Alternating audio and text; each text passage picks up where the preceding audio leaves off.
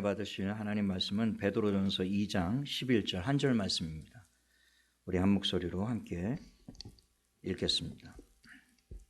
베드로전서 2장 11절 말씀. 우리 함께 읽겠습니다. 시작. 사랑하는 자들아, 거류민과 나그네 같은 너희를 권하노니 영혼을 거슬러 싸우는 육체의 정욕을 제어하라. 아멘.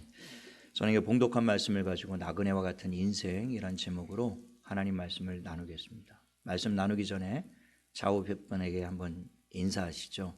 세월을 아낍시다. 네. 제가 왜 이런 인사를 하는지 아시겠죠? 네. 엊그저께 새해가 시작한 것 같은데 벌써 1월달 마지막 날이 되었습니다. 내일부터 2월달이 또 시작이 되는데 세월이 이렇게 빠를 수도 있나 그런 생각이 들 정도로 빠르게 지나가고 있기 때문에 우리가 이 세월을 좀 아껴야 되겠다 하는 그런 생각이 듭니다. 인생을 흔히 나그네의 삶이라고 그렇게 비유를 하는데요. 이 땅에 잠시 왔다가 이내 떠나야 하기 때문에 인생이 나그네다 그렇게 비유를 하는 것이겠죠. 이 땅에 영원히 머물 수 없다는 점에서 인생은 모두 나그네와 같은 것입니다. 언젠가 때가 되면 다 두고 가야 해요. 재물도 집도 정들고 사랑한 가족도 별 도리가 없어요. 다 두고 가야 하는 것입니다. 그래서 나그네다라는 것이죠. 오늘 저희가 읽은 본문에도 사도 베드로가 사랑하는 자들아 거민과 나그네 같은 너희를 권하노니 영혼을 거슬러 싸우는 육체의 정욕을 제어하라. 사도 베드로도 사랑하는 형제들 성도들을 가리켜 너희는 거류민과 나그네와 같은 인생이다 그렇게 권면을 하고 있지 않습니까? 너희들은 모두 이 땅에서 이방인이며 나그네다. 그러니까 이 땅에서 영원히 살 것처럼 그렇게 육체의 정욕대로 욕심 부리면서 아등바등 그렇게 살지 말라라는 거예요. 성경에서 자신의 삶을 나그네로 고백했던 최초의 사람은 바로 아브라함이었습니다. 창세기 23장에 보면 아브라함의 아내 사라가 죽죠. 그 헷 족속의 땅에 머물렀는데요. 그 아내를 매장할 매장지를 헷 족속에게 요청을 합니다. 그때 이런 고백을 해요. 창세기 23장 4절에 나는 당신들 중에 나그네요 거류하는 자이니 당신들 중에서 내게 매장할 소유지를 주어 내가 나의 죽은 자를 내 앞에서 내어다가 장사하게 해 주십시오. 그렇게 부탁을 합니다. 여기서 나그네요 거류하는 자 앞에 베드로전서 2장 11절과 똑같은 말씀이죠. 영어 성경에 보니까 alien and stranger 이렇게 되어 있습니다. 외국인과 이방인 이런 뜻이죠. 그 땅에 거주할 자격이 없는 자, 그래서 일시적으로 머무는 자를 말하는 거예요. 여권과 비자가 없으면 뭐 아무나 다른 나라에 들어갈 수가 없죠. 또 들어간다고 해서 무한정 체류할 수는 없는 것입니다. 그 비자에 찍힌 날짜까지만 일시적으로 한시적으로 머물 수 있는 것, 그게 외국인이고 그게 이방인인 것이죠. 이 땅이 자기 집이 아닌 사람들을 말하는 겁니다. 자기의 고향이나 자기 집이 따로 있는 사람들, 그 사람들을 가리켜 외국인, 이방인, 나그네 이렇게 부르는 것입니다. 언젠가 기간이 만료되면 떠나야 하는 인생, 그것이 나그네인 것이죠. 아브라함은 평생 동반자였던 사라의 그 죽음을 바라보면서 이러한 사실을 더욱 뼈저리게 절감했던 것입니다.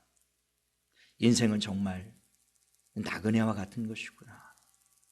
그렇게 사랑했던 평생의 동고동락을 같이 했던 그 아내를 먼저 보내는 그 마음이 어떻겠어요? 야, 인생이 이런 것이구나. 그래서 히브리서 11장 13절에 보면 이 사람들은 아브라함과 사라입니다. 이 사람들은 다 믿음을 따라 죽었으며 약속을 받지 못하였을 때 그것들을 멀리서 보고 환영하며 또 땅에서는 외국인과 나그네임을 증언하는 삶을 살았다라고 되어 있어요. 다시 말하면 아브라함과 사라는 이 땅에 사는 동안 외국인과 나그네처럼 살았다라는 거예요. 아브라함은 약속의 땅에 들어갔던 최초의 믿음의 조상 아닙니까? 그 약속의 땅, 하나님이 아브라함과 그 후손 대대에 주시기로 하신 그 약속의 최초에 들어가서 거주했던 사람이었음에도 불구하고 그 땅이 영원한 자기의 거주할 곳이 아니라고 여기며 살았다라는 거예요. 비록 하나님이 약속하신 땅에 내가 도착했지만 이 땅은 내가 영원히 거할 곳이 아니다. 이 땅은 일시적으로 거하는 것이고 잠시 거하는 것이다. 여기는 나의 영원한 처소가 아니다. 나의 영원한 처소는 따로 있다. 따로 있다. 그래서 히브리서 11장 그 뒤에 보면 아브라함과 사라는 언제나 약속의 땅에 머물면서도 본향을 사모하는 자들이었다는 것입니다. 작년 11월 달에 목사님께서 이 히브리서 11장을 가지고 본향에 대한 그 말씀을 하셨는데요.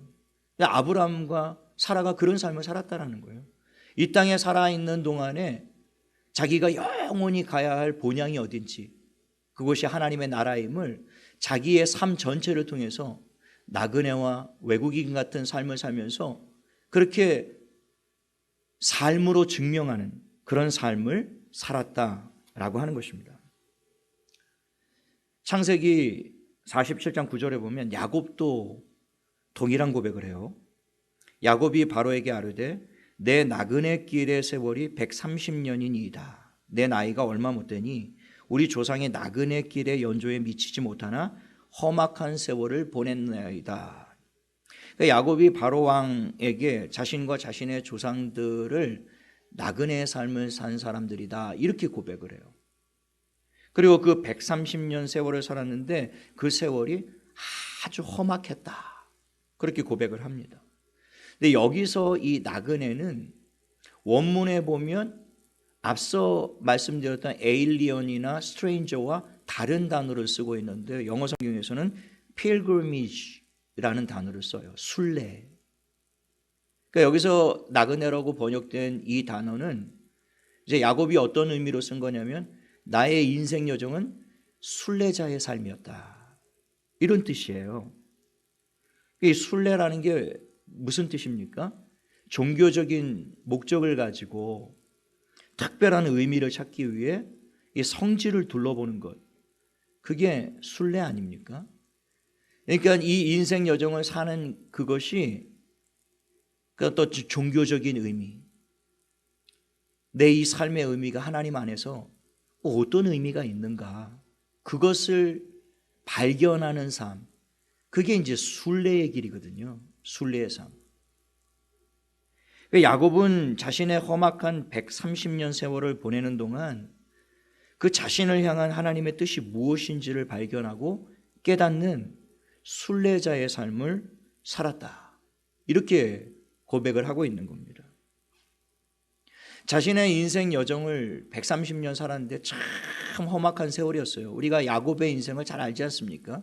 그냥 태어나면서부터 형 발 뒤꿈치를 붙잡고 나와서 어떻게 해서든지 세상에서 한번 잘 살아보겠다고 자기의 힘과 지혜와 방법을 의지하면서 평생 살면서 평생 남을 속이고 아버지 속이고 어머니 속이고 형 속이고 외삼촌 속이고 하여튼 나중에는 하나님까지 속이고 어떻게든지 출세와 성공에 눈이 멀어 그렇게 살았던 인생이었는데요. 그런 인생을 하나님이 붙잡아다가 결국엔 이스라엘이라고 하는 하나님의 백성 12지파의 아버지 조상으로 만드는 그 1년의 130년 과정을 야곱이 이렇게 다 뒤로 보았더니 그냥 내가 인생을 산 것이 아니라 내가 순례자의 삶을 산 것이구나. 그 모든 130년 험악한 세월이었지만 돌아보니까 그게 전적인 하나님의 은혜였구나. 이걸 발견했다라는 거예요. 그래서 그 바로 앞에서 나는 순례자와 같은 삶을 살았다, 그렇게 고백을 했던 것이죠. 이런 점에서 본다면 사실은 모든 인생은 다 순례자예요. 이 땅을 살아가는 동안 우리는 하나님이 어떤 분인지를 배우게 됩니다. 이 땅을 살아가는 동안에 내가 왜 사나, 의미 없이 사는 것 같이 보여도 인생이 무엇인지를 배우는 시간이에요. 야곱이 그 130년 동안 험악한 세월을 살면서 겪었던 그 수많은 삶의 문제와 사건들을 통해 하나님이 어떤 분인지, 하나님의 뜻이 무엇인지, 하나님의 계획이 무엇인지, 하나님 앞에 순종하는 삶이 무엇인지 그걸 아주 깊이 배웠거든요. 나중엔 하나님이 하다 안 되니까 환도뼈를 쳐서 그냥 다리를 꺾으시면서까지 하나님의 계획과 뜻이 무엇인지를 그에게 가르치셔야만 됐던 그런 인생을 살았던 것이죠. 그렇게 환도뼈를 꺾으시면서 사기꾼이었던 야곱, 그 이름 자체가 사기꾼, 뒤꿈치를 잡은 자, 남의 뒤꿈치를 잡고 남의 뒤통수를 잡고 어떻게든지 남의 뒤통수를 쳐서 자기가 앞서가려고 하는 그런 사기꾼 같은 인생을 살았던 야곱이 어떻게 하나님의 손에 의해서 거룩한 하나님의 백성 이스라엘로 변화되었는지, 그리고 그런 인생 여정을 돌아보니까 그 천적인 하나님의 사랑과 은혜 때문이었구나, 이 사실을 깨닫게 되었던 것이죠. 그래서 그 야곱이 마지막 숨 거두신 그 장면에 보면 눈이 멀고 기력이 다 쇠했음에도 불구하고 지팡이를 의지해서 붙잡고 몸을 떨어가면서 자기 몸 하나 가눌 수 없는 그 마지막 순간에요, 그 침상에 무릎을 꿇습니다. 무릎을 꿇고 하나님 앞에 경배를 드리고 나중에 생을 마감하죠.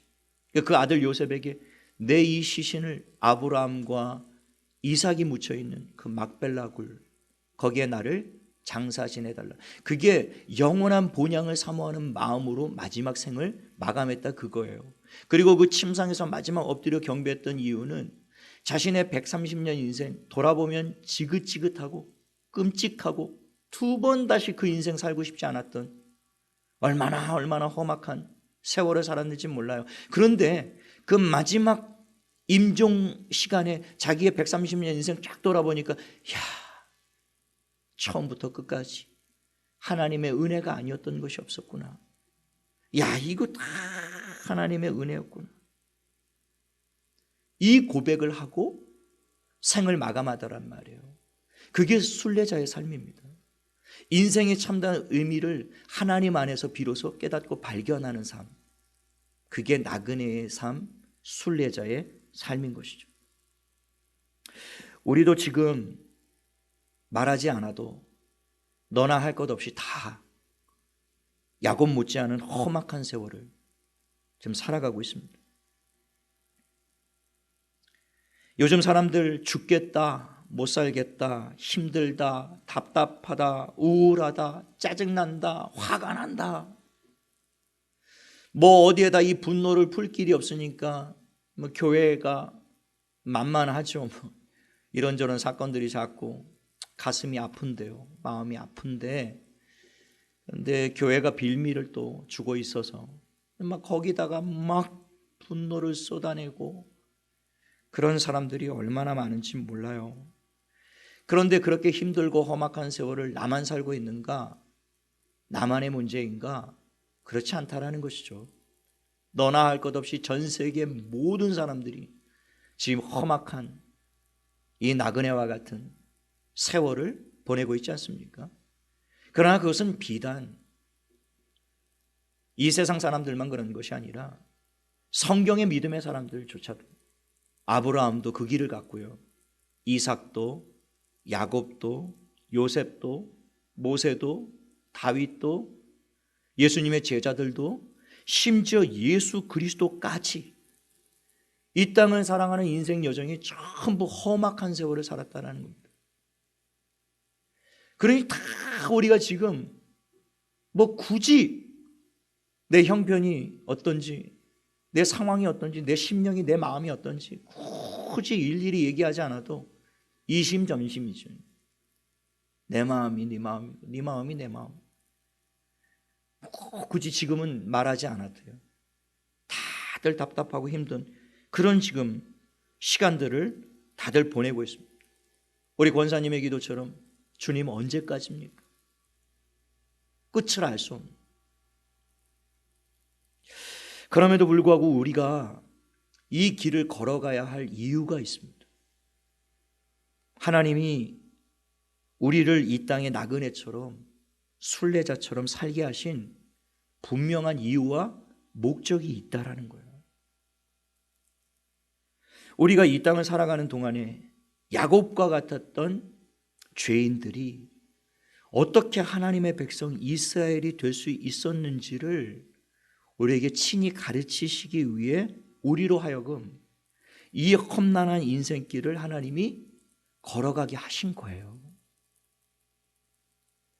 그 40년 동안 이스라엘 백성들로 하여금 그 광야길을 걷게 하셨던 이유도 내가 너희를 이 메마른 간주한 땅을 40년 동안 걷게 한 것은 하나님이 너희를 낮추사 너희를 시험하사 너희가 하나님께 즐겨 순종하는지 그렇지 않은지를 알아보기 위함이었다라고 말씀하세요. 그 40년의 광야길이 우리가 지금 걸어가고 있는 이 인생길이거든요. 그러니 광야길을 걷는다라는 것이 이게 어디 쉬운 일이겠습니까? 우리의 힘으로 우리의 방법으로는 사실은 한 걸음도 떼기 어려운 것이 광야예요. 그러나 지금 우리가 하루하루를 이렇게 버티고 견디고 살아가고 있는 이 이유가 그럼에도 불구하고 우리가 생각할 땐 참 험악하고 야 우리가 생각하기엔 참 이거 하루도 못 가겠다. 하루도 못 견디겠다. 그런 마음이지만 그럼에도 불구하고 우리가 버틸 수 있는 힘 보이지 않지만 배후에서 우리의 인생과 동행하고 계신 그 하나님이 지금도 우리 가운데 일하고 계시고 우리를 붙들고 계시고 우리를 인도하고 계시기 때문에 우리가 여기까지 올 수 있었던 겁니다. 우리 인생 여정을 마치는 마지막 순간에요. 그 야곱과 같이 죄인이었던 내가 구원받은 하나님의 백성이 될 수 있었던 것, 야 이거 전적인 하나님의 은혜였구나. 이렇게 고백하는 순간이 오게 될 거란 말입니다. 그 사도 바울이 고난 그런 고난이 어디 있습니까? 그러나 그 많은 고난을 당했던 사도 바울도 결론적으로 나의 나된 것은 오로지 하나님의 은혜 때문이다. 하나님의 은혜가 아닌 것이 없었다. 이렇게 고백한 거예요. 야곱도 마찬가지입니다. 따라서 우리는 아무리 힘들고 험한 나그네 길, 순례자의 길일지라도 믿음으로 살아가야 하는 거예요. 걸어가야 하는 겁니다. 이스라엘 백성들처럼 원망 불평하며 하나님을 시험하고 걸어가든지 아니면 꿋꿋하게 인내하며 견디며 하나님 바라보며 믿음으로 순종하며 가든지 어쨌든 이렇게 가든 저렇게 가든 가야 하는데 이왕 가는 길 원망 불평하며 탄식하며 가는 길이 아니라 주님 이 여정 주님 없이 못 걸어가니 주님 내 인생 꼭 붙잡아 달라고 하나님 바라보면서 그 믿음으로 가는 길 그게 우리가 지금 가야 되는 광야의 길인 거예요. 그 뮤지컬 서편지에 보면 테마송 중에 살다 보면이라는 노래가 있습니다. 그 노래의 한 구절이 이런 가사말이 있는데요. 그저 살다 보면 사라진다. 그저 살다 보면 사라진다. 버티고 견디고 살다 보면 또 사라지는 겁니다. 그 견디다 보면 어느 순간 이 과정을 통과해 나갈 때가 있는 거예요. 우리가 지금 다 그렇게 살아오지 않았습니까? 제가 월요일마다 어머니를 만나서 식사를 하고 어머니와 이야기를 하면 어머니가 늘 입버릇처럼 하시는 말씀이 있어요. 그 말씀이 참 내가 그 세월을 어떻게 살아왔는지 모르겠다. 돌아보면 아득하고, 그때 그 험악한 세월을 내가 어떻게 그렇게 지나왔는지 모르겠다. 돌도 지나지 않은 어린 저를 품에 안고 연탄가스를 피워 극단적인 선택을 해야 할 만큼 그렇게 험악한 세월들, 고비고비 그런 험악한 세월들을 돌아보는 그 어머니가 그 얼굴을 바라보면 회한이 가득해요. 어떻게 살아왔는지 모르겠다라는 거예요. 그런데 꼭 마지막에 그 고백하세요. 하나님의 은혜 때문에 살았다. 정말 돌아보니까 그렇게 평생을 우상 숭배하며 하나님을 대적하며 그렇게 살았던 그 극악무도한 자신을 예수 믿게 하시고 거듭나게 하시고 그렇게 구원해 주시고 자기의 모든 주원 같은지 붉은 피와 같은 그 죄를 다 예수 그리스도로 말미암아 사해 주시고, 야, 이런 나 같은 죄인을 주님이 구원하셨구나. 그런 눈으로 인생을 돌아보니까 주님 만나기 전엔 자신의 인생이 스스로 극단적인 선택을 할 수밖에 없을 만큼 그 인생이 후회스럽고 모든 것이 저주스럽고 원망스럽고 그랬던 그런 인생이었는데 하나님 믿게 하시려고, 나를 구원하시려고 그랬구나. 그런 은혜의 눈으로 자신의 인생을 딱 돌아보니까 험악한 과정과 세월 전체가 다 야, 이거 하나님의 은혜였구나. 그걸 깨달으셨던 것이죠. 지금도 매일 전화드립니다. 매일 통화하는데요, 통화할 때마다 어머니가 제게 하시는 말, 감사할 것뿐이다. 감사할 것뿐이야. 모든 게 감사하지. 이게 야곱이 순례의 길을 걸으면서 마지막 침상에서 깨달았던 거예요. 사도 바울이 자신의 인생을 다 돌아보면서 정리하면서 깨달았던 게 이게 나의 나된 것이 오로지 하나님의 은혜구나. 저도 그 고백밖에 없습니다. 이게 웬 은혜인가? 이게 웬 말인가? 생각할수록 그분의 그 은혜가 측량할 길이 없어요.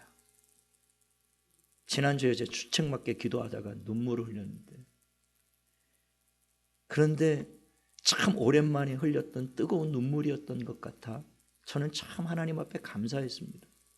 그 뒤로 순간순간 울컥울컥 하나님이 내게 눈물을 회복하시나, 그 은혜가 있어서 참 좋았어요. 다시 한번 돌아보니까 제 인생도 이 천만 하나님의 은혜밖에 없구나. 저는 개인적으로 2년 반 동안 필리핀에서 외국인, 이방인, 나그네의 삶을 좀 살게 되었는데요, 유학을 제가 2005년부터 2008년까지 필리핀을 다녀왔습니다. 처음에 여행 비자 3개월짜리로 들어갔는데요, 그 3개월만 머물 수 있는 것이죠. 그 연장을 해서 있어야 되는데요, 불안하니까 늘 그 날짜를 확인하고는 했습니다. 혹시 잘못돼서 벌금을 내거나 쫓겨나지는 않을까 늘 불안했거든요.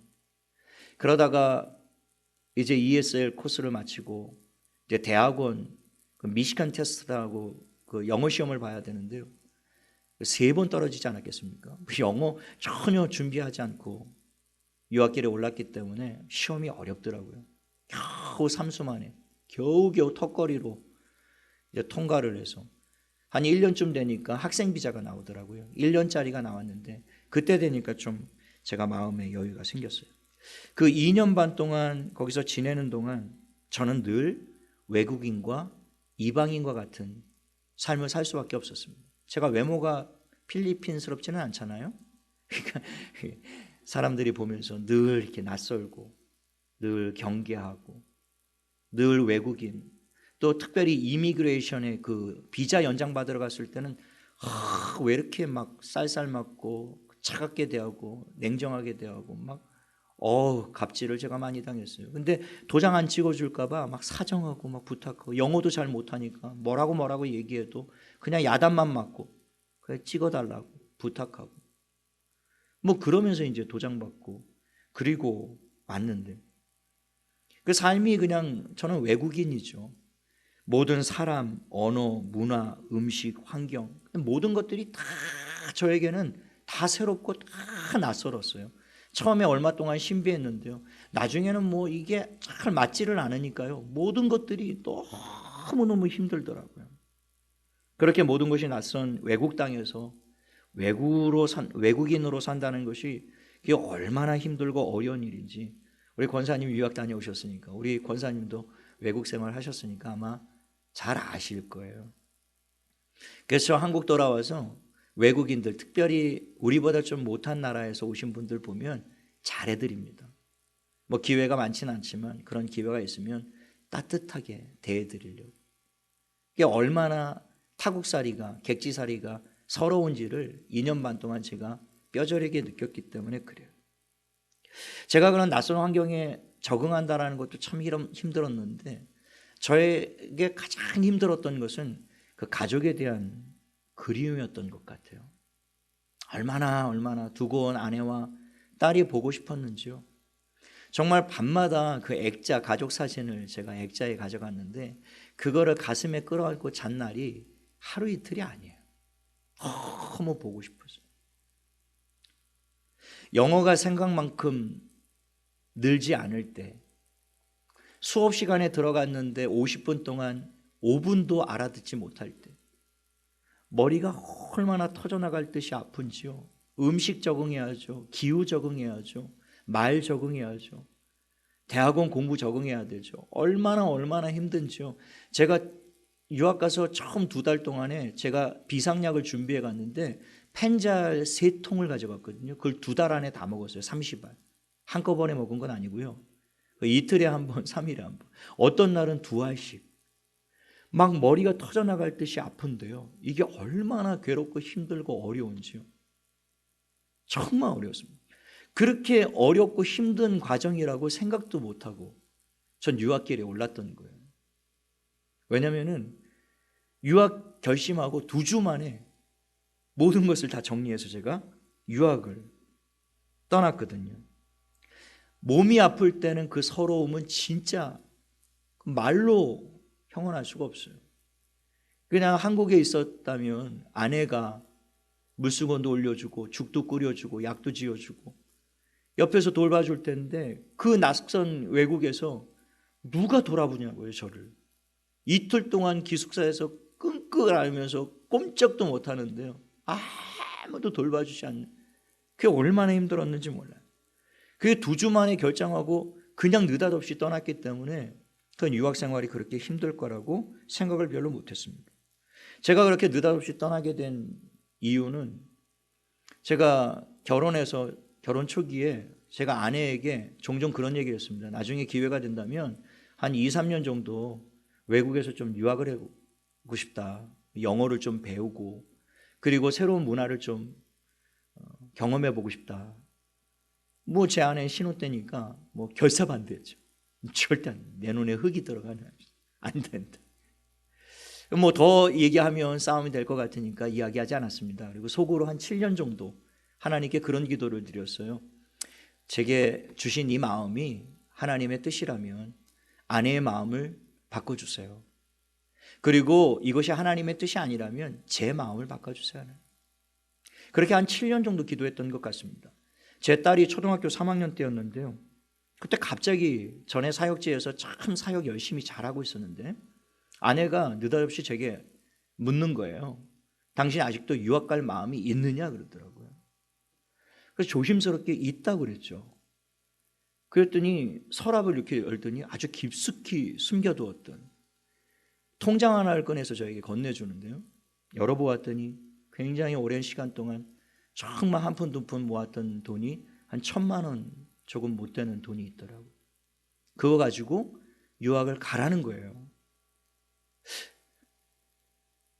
기도 중에 성령께서 그 마음을 주셨다라는 거예요.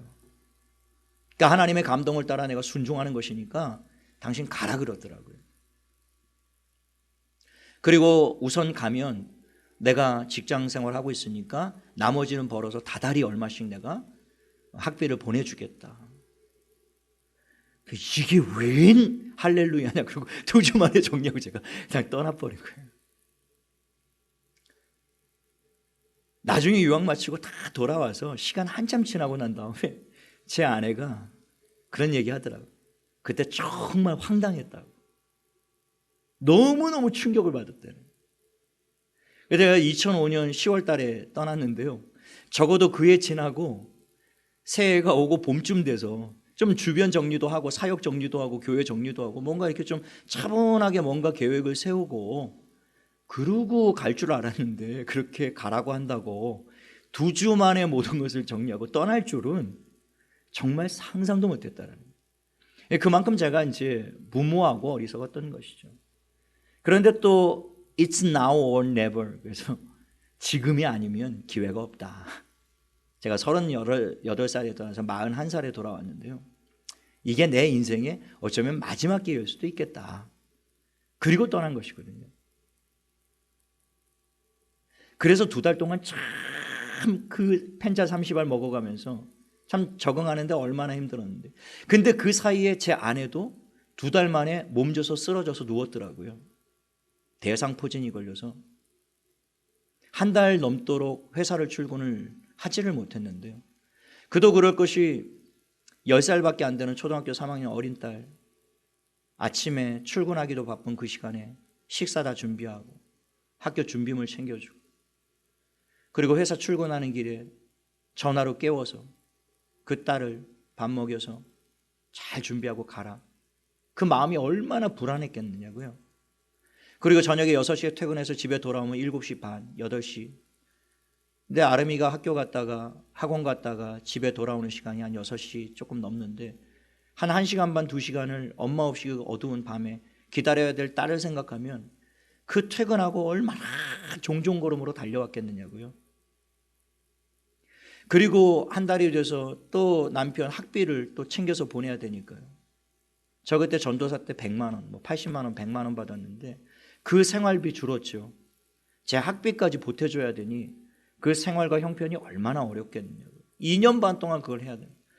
2달 만에 쓰러진 거예요. 결국에 면역력이 다 밑바닥이 나고 스트레스가 너무 쌓이니까. 그런데 그 이야기도 제게 하지 않았어요. 유학 다 마치고 다 끝내고 그때 2주 만에 정리하고 갈 때 황당했다 그 얘기하면서 사실은 2달 만에 내가 쓰러졌다. 대상포진 때문에 한 달 동안 회사를 나가지 못하고 그때 너무너무 어려워요.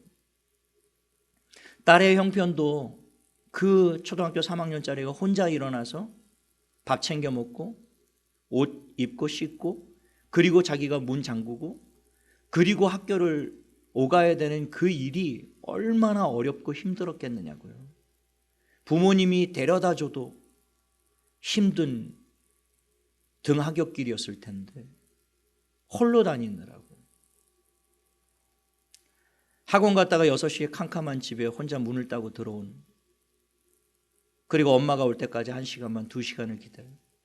때로는 회사에서 야근을 하면 기다리다 지쳐서 잠든 날도 하루 이틀이 아닌데요. 돌아보면 그 2년 반 세월이 저희 가족에게는 참 험악했던 시간이었던 것 같아요. 제가 참 무지하고 어리석어서 그런 것들을 다 세심하게 돌아보지 못했는데요.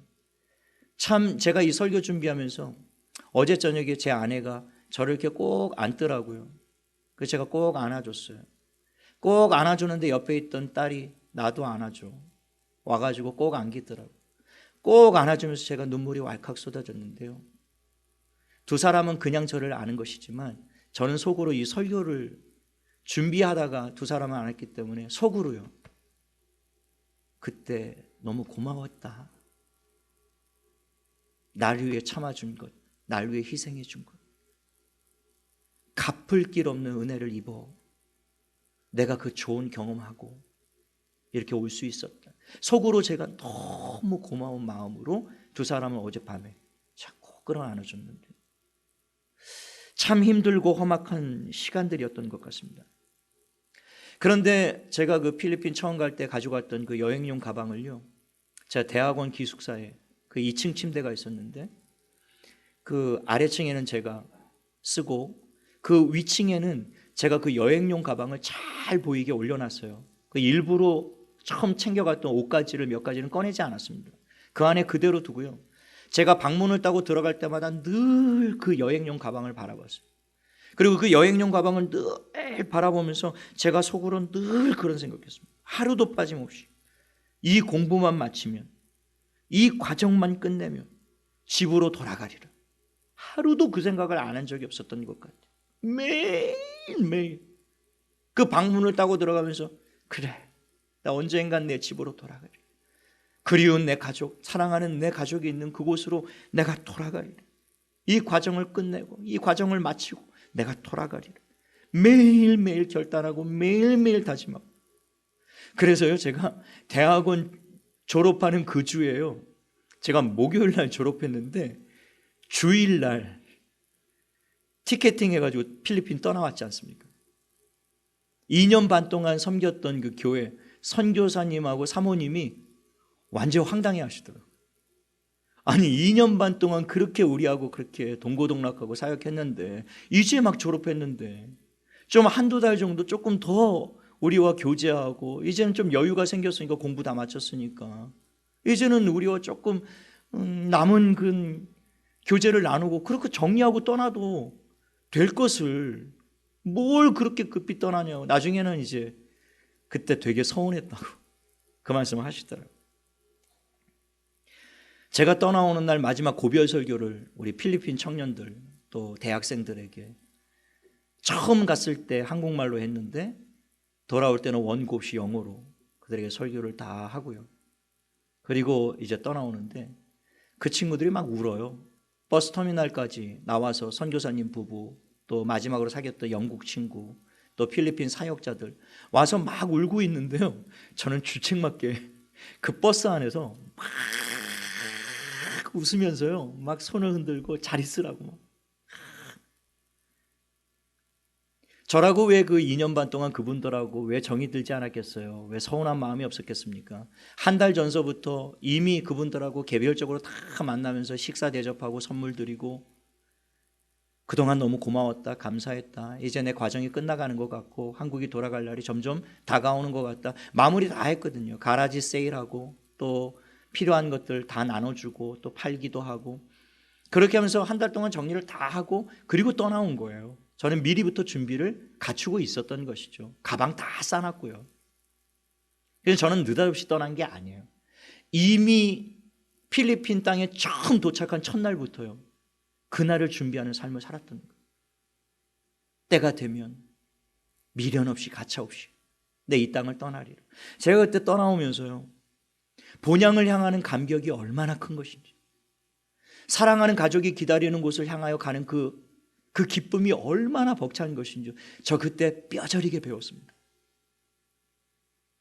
낯선 외국인으로서 그 이방 땅을 살다가 그 이방인 땅을 정리하고 떠나는 마음, 분명 서운한 마음이 있었지만요, 그 서운한 마음보다 내 본향과 내 사랑하는 가족이 있는 곳을 향한다는 그 기쁨과 감격이 너무 벅차고 커서요, 그냥 얼굴에서 내가 웃고 싶어서 웃는 게 아니고 막 그냥 기쁨이 터져 나오는 거예요.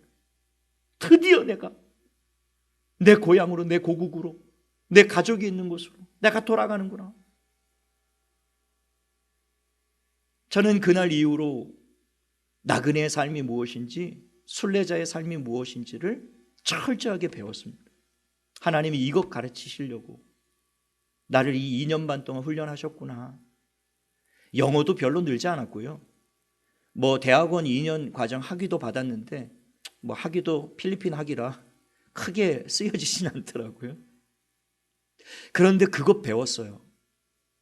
나그네의 삶이 무엇인지, 본향을 향하는 삶이 어떤 삶인지. 현재의 고난은 장차 다가올 영광과 좋게 비교할 수 없다. 우리가 걸어가는 이 여정이요, 참 힘들고 험악하고 괴로운 인생길인데요, 그럼에도 불구하고 장차 그날, 그 영광, 그 하나님의 나라에 들어갈 그날을 바라보면 살 수 있는 힘이 생기더라는 것이죠. 본향을 바라보면 나의 사랑하는 아버지가 기다리는 그곳, 내가 조금 있으면 그곳으로 들어가리라. 이 땅의 모든 짐을 벗어던지고 이 땅의 모든 삶을 정리하고 언젠가는 내가 그 나라에 들어갈 날이 오리라. 그 마음이 어떤 마음인지를 배운 거예요, 그때. 그래서 저는 그 유학 이후 늘 제 삶을 정리하면서 늘 그 본향을 사모하는 마음, 그게 아브라함의 삶이었던 거예요. 그게 사라의 삶이었던 겁니다. 그게 야곱의 고백이었던 거예요. 아둥바둥 이 땅이 전부인 것처럼 살았는데 보니까 아니더라는 것이죠. 나에겐 돌아갈 영원한 나의 본향이, 이 땅은 영원한 나의 처소가 아니고, 그거를 깨달은 거예요. 이들은 늘 눈을 들어 그 하나님을 바라보고 살았던 것입니다. 그래서 오늘 사도 베드로도 이 본문 말씀에서 너희는 거류민이요 나그네다. 그러니 영혼을 거슬러 육체의 정욕을 제어하라. 이 땅에서 전부인 것처럼 영원할 것처럼 사는 게 그게 우리 인생길 아니다. 우리는 거류민이고 나그네야. 우리는 돌아갈 나라가 있고 우리의 본향이 있고 우리가 사랑하는 아버지가 기다리는 곳이 있다. 우리는 그 땅을 향해 가는 인생들이야. 그걸 가르쳐주고 있는 것이죠. 제가 그 유학생활하면서 저의 유일한 낙이 한 가지 있었는데요, 그건 주말에 영화 보는 것이었습니다. 영어로 된 영화를 봐야 했어요. 늘 반복하고 자막 넣지 않고 서브타이틀, 늘 영어 공부할 겸 또 힐링할 겸 그 영화를 보곤 했는데요, 그때 본 영화 중에 톰 행크스 주연의 터미널이라는 영화를 제가 참 감명 깊게 봤습니다. 수십 번 봤어요. 특별히 유학생활 중에 힘들 때마다 보았습니다. 한국에 돌아와서도 수십 번을 봤어요. 최근까지도 봤습니다. 저 여러분들에게 이거 강추해드리고 싶어요. 오늘 가족끼리 모여서 이 영화 한 편 꼭 보셨으면 좋겠어요. 참 좋은 영화입니다. 근데 제가 그 영화를 감명 깊게 본 이유는 그때 유학 초기 때 봤는데, 그때 그 유학 초기에 제 형편과 처지와 그 영화의 주인공의 형편과 처지가 너무 비슷했기 때문에, 특별히 실화를 바탕으로 만든 영화라 더 공감이 컸습니다.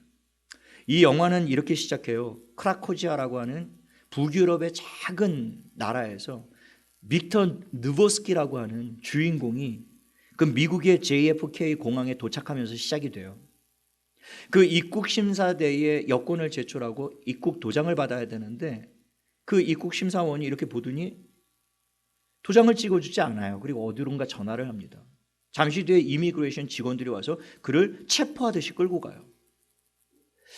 끌고 가서 설명을 해주는데 영어를 전혀 모르니까, 여기서 제가 이제 깊은 감명을 받은 거예요. 이 빅터 누보스키가 영어를 전혀 못하니까 이 공항 직원이 이거 설명을 해주는데 못 알아먹는 거예요, 그거를. 그리고 계속 자기가 외워왔던 한마디만 계속 반복합니다. I go to New York. I go to New York. 나는 뉴욕 가야 된다. 뉴욕 가야 된다. 상대방이 뭔 소리를 하는지를 전혀 못 알아듣는 거예요. 나중에 너무 답답하니까 막 사과를 꺼내고 막 그 과자를 꺼내서 스낵을 꺼내서 막 그걸로 설명을 막 해주는데도 전혀 못 알아들어요. 나중에 알고 봤더니 크라코지아에 내전이 일어난 겁니다. 전쟁이 일어나서 그가 가지고 온 그 여권이 효력을 상실한 거예요. 그리고 일시적으로 무국적자가 된 겁니다. 그러니까 미국에서 이 비자를 승인을 내줄 수가 없는 상황이 돼버린 거예요. 더 큰 문제는 자기 나라로 돌아갈 수가 없는 겁니다. 항공편이 전부 다 결항이 됐어요. 가고 싶어도 못 가는 거예요. 가도 위험한 곳이라서 전쟁이 끝나고 갈 수밖에 없었던 것입니다. 그래서 미국으로 들어가지도 못하고 고국으로 돌아가지도 못하고, 그래서 터미널에 갇혔는데 나중에 지나고 보니 9개월 동안 거기서 살 수밖에 없었어요. 지역을 정해주고 여기로 벗어나지 말라. 감시 카메라로 늘 감시하면서 공항을 탈출할까 봐 감시하고, 공항 경찰들이 이렇게 늘 지켜보고, 그러니까 터미널에 갇혀서 9개월을 산 거예요. 영어를 하지 못하니까 책을 사다가 영어를 떠듬떠듬 공부하고, 그렇게 하나하나 영어를 배워가고 서로 대화를 통해가는 그 과정들도 제가 참 감명이 깊었어요.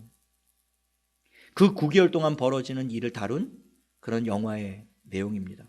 제가 너무 많은 소스를 들여서 영화를 보는 재미가 반감이 될지 모르겠는데요, 근데 여러분 내용을 다 알고 보셔도 굉장히 감동이 될 겁니다. 제가 가장 감명 깊었던 것, 이 영화 주인공이 영어를 잘 못한다는 것이었는데요, 말도 못하고 돈도 없고 가족도 없고 모든 것이 낯선 환경에서 그 9개월 동안을 참 하루하루 참 이렇게 보면 애처로워요. 어떻게 견디고 그 험악한 세월을 살아가는지. 그런 처지가 그 유학 생활을 막 시작해서 참 낯선 환경에서 적응하고 말도 못하고 알아듣지 못하고 음식도 적응이 안 되고 모든 것들이 힘든 저와 이렇게 공감이 되더라고요. 근데 이 빅터 누보스키가 미국에 와야만 했던 이유가 있었는데요. 그 아버지 때문이었습니다. 그 아버지가 어느 날 크라코지아에 내한 공연을 왔던 미국의 재즈 밴드 수십 명으로 구성된 그 단원들에게 너무 감동을 받고 나중에 그 명함을 사인을 해달라고 해서 명함을 하나하나 다 받았는데요. 지금 명함을 준비해 오지 못한 사람들이 있어서 자기가 미국으로 돌아간 다음에 보내주겠다. 근데 약속대로 이 사람들이 다 이렇게 사인을 쓴 그 명함을 다 보내줬어요. 그래서 그 아버지가 캔에다가 그 하나하나 모으는 재미로 살았던 거예요. 근데 마지막 한 사람이요. 그 명함과 사인을 보내주지를 않았던 거예요. 그 다 받았는데 그 하나 때문에 마치 퍼즐이 다 완성되는데 가운데 한 조각 없어가지고 미완성으로 남는 것처럼 이 아버지가 그 마지막 명함 사인을 받기를 그렇게 원했던 거예요. 근데 세월이 많이 흘러 이제 죽게 되었습니다. 편지도 여러 번 보냈는데 답장이 없었어요. 그래서 마지막 유언처럼 남겼던 그 말이 빅터 누보스키에게 네가 좀 직접 찾아가라. 찾아가서 아버지 마지막 소원이야. 그에게 명함 받고 사인 받아서 이 캔에다가 그 마지막 명함 하나 완성해 줄 수 있겠니? 미션을 줍니다. 그래서 이 빅터 누보스키가 그 미션 수행하려고 그 아버지에게 마지막 걱정하지 말라고 아버지 내가 꼭 아버지의 마지막 그 이루지 못한 것 내가 꼭 이루어 드리겠다. 그 약속 때문에 말도 못하고 그런 낯선 땅에 그렇게 가난한 나라에서 힘들게 그 미국 땅에 온 거예요. 그런데 그런 사단이 벌어진 거죠. 9개월 동안 이러지도 못하고 저러지도 못하고 갇혀 있었던 상황이 된 겁니다. 그렇게 9개월을 보내는 동안에 이 사람 언어가 조금 늘고요. 거기에 공항 직원들과 이 친분이 쌓이면서요. 거기서 참 선한 영향력을 발휘해요. 그 부분도 참 감동 깊게 볼 포인트입니다. 9개월 만에 드디어 전쟁이 종식이 됩니다. 그래서 여권 효력이 회복이 되고 국적이 회복이 돼요. 그리고 그의 형편과 사정을 알았던 여러 사람들의 도움을 받아 24시간 하루짜리 비자를 받게 돼요. 그리고 그가 드디어 9개월 만에 그 공항문을 열고 미국 땅을 딱 밟는데요. 그 부분도 얼마나 감명 깊은지 몰라요. 그 부분에서 눈물이 왈칵 쏟아져요. 야, 9개월 동안에 참고 견디. 인내로 끝까지 그 공항의 관계 직원자 높은 사람이 그 빅터 누보스키를 얼마나 괴롭혔는지 몰라요. 정말 못 살게 울었어요. 유혹도 많았고요. 여러 가지 힘든 과정들이 많았는데 그거 잘 견디고 합법적으로 딱 미국 땅을 밟는다.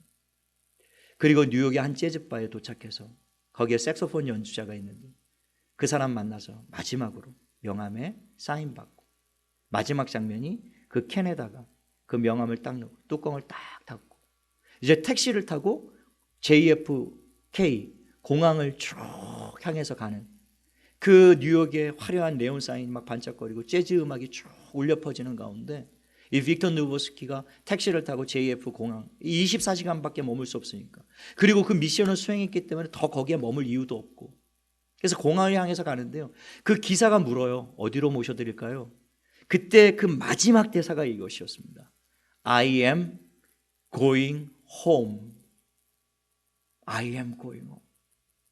제가 그 마지막 대사에서요. 참았던 눈물이 확 터졌는데요. 두 가지 때문에 제가 감동을 깊이 받았습니다. 유학 초기에 아직도 2년이나 더 남은 그 과정, 내가 과연 잘 해낼 수 있을까? 내가 끝까지 이 과정을 잘 마치고 그런 불안한 마음, 두려운 마음이 있었는데요. 이 빅터 누보스키가 그 잘 견디고 이겨내는 모습 보면서 참 위로받고 도전받았어요. 그래, 이 사람도 해낸 것 나도 잘 이기고 견디고 지금은 내가 언어도 부족하고 모든 것들이 힘들지만 내가 결국에는 내가 이 과정을 다 마치고 마지막 순간 나도 I am going home 이렇게 외치는 날이 올 거야. 그 희망을 품게 되었고요. 또 한 가지는 그 9개월 동안 그 공항에서 험악한 시간들을 다 마치고 견디고 아버지가 자기에게 맡긴 마지막 그 미션을 끝까지 완수해내고 마침내 주인공이 고국으로 돌아가면서 I am going home, 난 집으로 돌아간다 라고 외쳤던 그것이요, 영적으로 제게는 그래, 내가 걸어가는 이 길이 참 험악한 인생길이고 참 버티기 어려운 길이지만 내게 맡겨주신 사명, 그 미션, 내 아버지가 주신 그 사명, 내가 끝까지 마치고 언젠가는 이 땅을 다 정리하고 그 영원한 나의 본향, 나의 영원한 하나님의 나라, 그 땅을 향해 I am going home, 그런 날이 올 것이다. 그날에 내가 아버지 앞에 부끄럽지 않게 내게 주신 미션 끝까지 내가 감당해야 되겠다. 현재의 고난은 장차 당할 영광과 좋게 비교할 수 없다라는 사실을 굳게 붙잡고요. 사랑하는 여러분, 힘들고 어려운 험악한 세월을 지금 지나고 있는 줄 아는데요, 저는 여러분들이 꼭 힘을 내셨으면 좋겠습니다. 잘 견디실 수 있었으면 좋겠어요. 그 영광을 바라보면서요, 언젠가 우리도 이 땅의 삶을 정리하고 I am going home, 영원한 우리의 본향을 향해 나갈 그날이 올 텐데요, 그날까지 부디 선한 싸움을 싸우고 달려갈 길을 끝까지 마치고 믿음을 지키시고요, 여러분 각자에게도 주어진 아버지의 미션이 있을 겁니다. 그 미션을 끝까지 잘 감당하시고 주님 앞에 정말 부끄러울 것이 없는 저와 여러분이 될 수 있게 되기를 예수님의 이름으로 위로하고 축원을 드립니다.